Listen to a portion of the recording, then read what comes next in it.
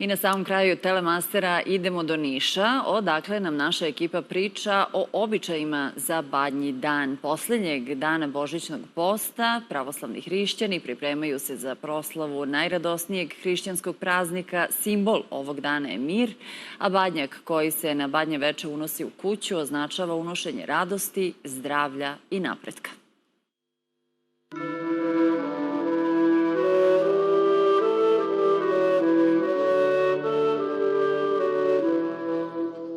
Dobroveče badnjače, reči su kojima se u srpskim domaćinstvima za vreme Badnjeg dana unosi badnjak u kuću i uveče prema starom običaju, premazan medom i vinom, pali u ognjištu zarad zdravlja, sreće, ljubavi i sloge.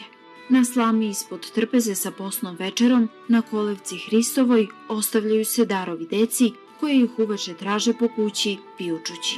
Sve su to samo deo pravoslavnih običaja tokom ovog dana.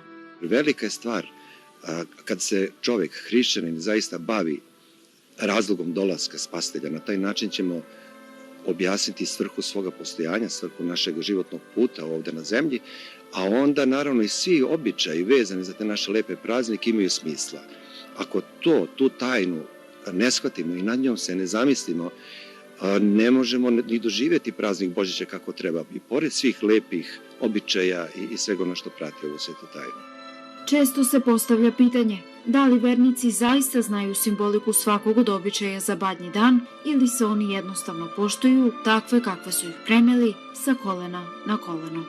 Treba dalje da nastavimo, dakle, da se ne zadovoljimo samo lepotom i tih običaja naših velikih i lepih i prelepih, nego da idemo dalje, da napravimo korak dalje, da zaista postavljamo pitanje zbog čega je recimo slama. Zašto se unosi slama? Pa zato što je na slami bio položen Gospod naš Isus Hristos u toj pećini Vitlejemskoj.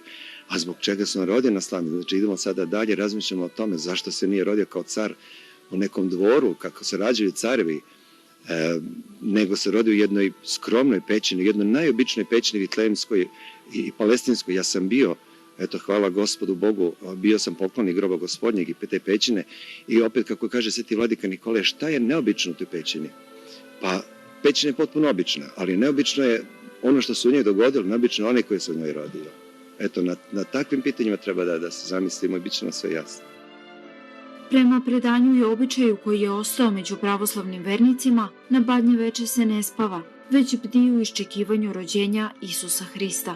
Na dan kada vlada mir, vlada i običaj da ko se tokom godine sa nekim zavadio, na Badnji dan se miri i na taj način podsjeća se da je opraštanje dar Božiji i jedna od najtežih hrišćanskih vrlina. Za Happy televiziju iz Niša, Marija Janković.